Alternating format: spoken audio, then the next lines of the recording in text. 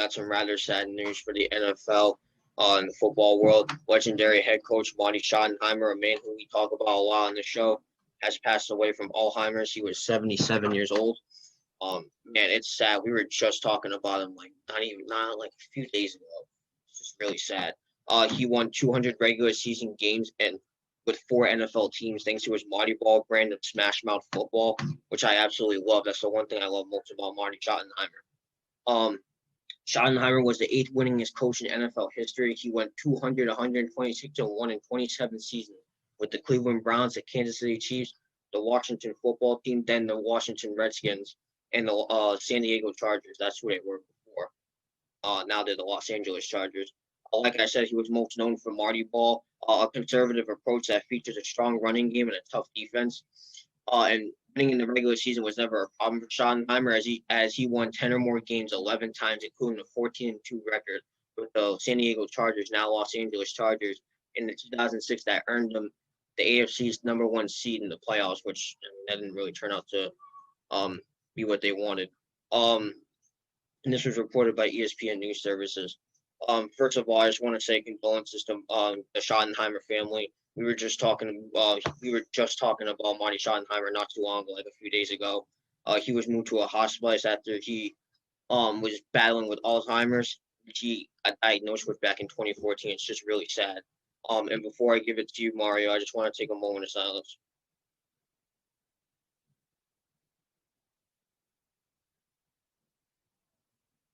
Thank you. So yeah, Mario, I gotta be honest, this is one of my favorite coaches I've ever seen. You know, I know he's a little bit old school and he was before my time. But I always admired how he coaches as a head coach in the NFL. I admired how he coached. I admired that he looked up to his players, not just his players, but his people as well. That's what made Marty Schottenheimer one of the greatest coaches of all time. And it just sucks to see him go. So with that said, I'll give it to you now, Mario. Before I say anything about Marty, I just want to say may he rest in peace and condolences to the Schottenheimer family. Um, yeah, I mean, obviously, I'll start off with him, a legendary coach. I mean, we're talking about a guy who had 200 wins in his NFL career, which is eighth all time. I mean, that's really nothing to look down upon. You know what I'm saying? Like Marty Schottenheimer had an insanely great offense. 2006, that was the last. I believe that was the last year for the Chargers. That year, LaDainian Tomlinson was MVP. So when you really think about it, Marty Schottenheimer, I want to say he has a lot of credit to with that for LaDainian Tomlinson's MVP season. You know what I'm saying? And the Chargers going 14-2, like that's him right there. Again, we talked about last time we talked about him. It's unfortunate he never won a Super Bowl, but his legacy is so much bigger than that. And then proof of that is Brian Schottenheimer. Brian Schottenheimer has had a lot of success in the NFL as the offensive coordinator for the Seattle Seahawks, and now he is the passing game coordinator for the Jacksonville Jaguars, which I find very weird and odd that he would kind of go from offensive coordinator to passing game coordinator. But I mean, to each his own. So, but yeah, I mean, and then I want to talk about Alzheimer's for a second because that is a very serious disease. That disease it affect a lot. It affect many. And Isn't that a disease where you get it and there's just no that's one of those diseases, right? Yeah, it kind of takes over. It kind of takes over your mind and body. Alzheimer's. So it's honestly, Nate, it's a very sad disease. Like it destroys memory.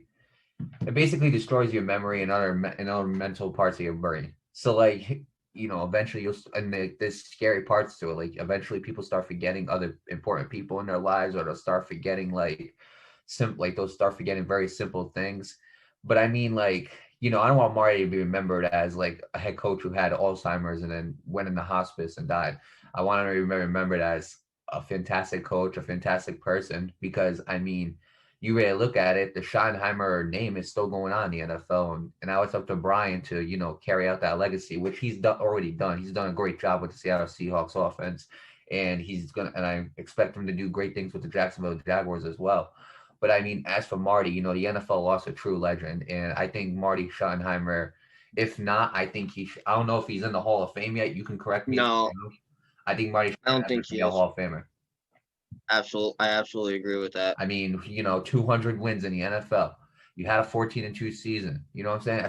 Despite you not winning a Super Bowl, your smash mouth game of all your smash mouth football really transcended what do you call it? Transcended the sport. And he was also like one of the last coaches to like, express tough defense. You know what I'm saying? We don't see that a lot no more. Like the closest thing I can think of to like a tough defense in the NFL right now is the Chicago Bears. But with all like the new rules coming into play, like, and how like they're trying to stricken the rules on health and safety, we don't really see tough mouth football defense no tough mouth like smash mouth football and like tough defense no more because of those rules. But Schottenheimer was one of them guys. I mean, the Browns had a very good defense. Washington Redskins, now the Washington football team, they had a pretty decent defense as well. The Chiefs, they had some defensive stars on that certain teams of theirs, and like you look at the Chargers, that was more offensively, but like 2006, I might be wrong on this, and I want to look it up. Hang on a second. I want to look it up. I think they had Junior Seau. I want to say they had Junior Seau. I'm gonna look it up right now. Hang on a quick second. This is important. Um, I'm gonna look it up right now, real quick. 2006.